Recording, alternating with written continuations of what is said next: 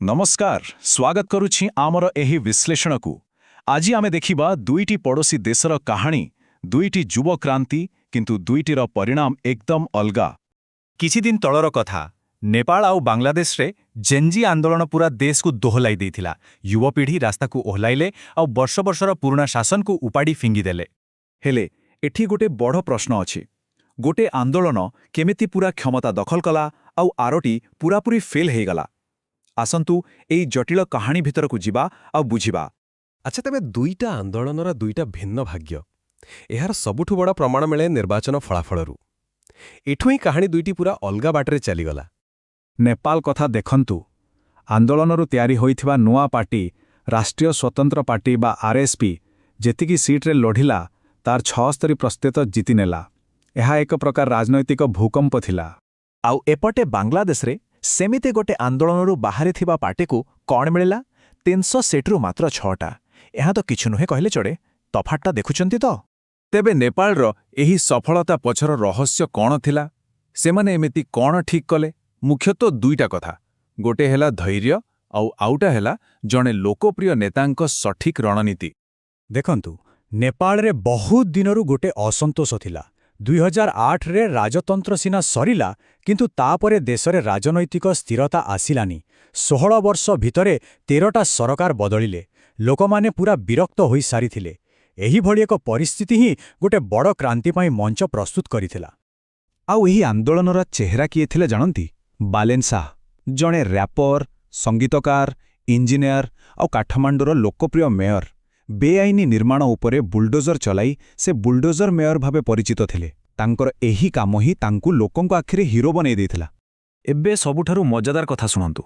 आंदोलन जितिबा परे सेमाने चाहिथिले सीधा क्षमता को आसी पारिथान्ते, किंतु सेमाने सेमती कलेनी। सेमाने अपेक्षा कले। जणे अवसरप्राप्त जज को नहीं गोटे अस्थायी सरकार गठन कराइले, जहा द्वारा निरपेक्ष निर्वाचन होई पारिबो। एही जो धैर्य आ गणतंत्र प्रक्रिया उपरे विश्वास, एहा ही लोकंक मन जीति नैतिला। ठीक अछि, एबे आसंतु बांग्लादेश कथा देखिबा। सेठी कौन भूल हैला? गोटिए मात्र निष्पत्ति केमिति पूरा क्रांतिर मोड़ बदलाई देला। बांग्लादेशर युव आंदोलनकारी माने गोटे बहुत बड़ भूल करि बसिले। सेमानंकर नुआ पार्टी एनसीपी जाई जमात पार्टी सह हाथ मिसाइला। एबे देखंतु, गोटे पटे आधुनिक प्रगतिशील युवपीढ़ी आउ आर पटे एक रक्षणशील दल जे कि महिला शिक्षार विरोध करे। एहिटा एकदम ओल्टामेंट थिला, जहाँ सेमानंकर निजर समर्थक मानंकु ही दूरेई देला। आउ एहारो परिणाम कौन हैला? जेउ भोटर माने विशेष करी महिला माने एही आंदोलन को समर्थन करुथिले, सेमाने एही मेंट को देखी पछगुंचा देले। तेणु सेमानंकर भोट सीधा चलीगला पुराना विरोधी दल बीएनपी खाता को। आउ युव आंदोलन हाथरे किछि भी लागिलानी। अच्छा, पुणी फेरिबा नेपाल को। बालेन शाहंक विजय परे एबे देशरे एक नुआ आह्वान सामना को आसीछि। आउ सेइटा हेउछि तांकर प्रथमे नेपाल बा नेपाल फास्ट जातीयतावाद। एइटा देखंतु, तांको ऑफिस रे लागिथिबा एक मानचित्र को नहीं से कहिचंती, बृहत्तर नेपाल रे बिहार भी सामिल, एहा आमर अंचल।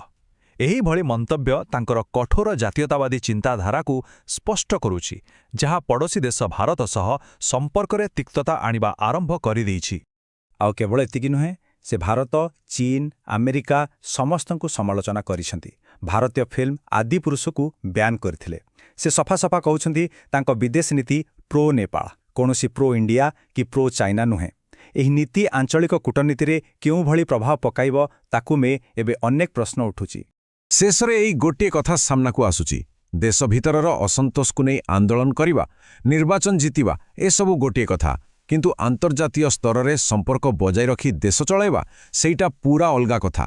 तेबे देखिबार कथा, एही नुआ क्रांति एक स्थिर भविष्यत गढ़िबारे सफल हेउछि कि नाही।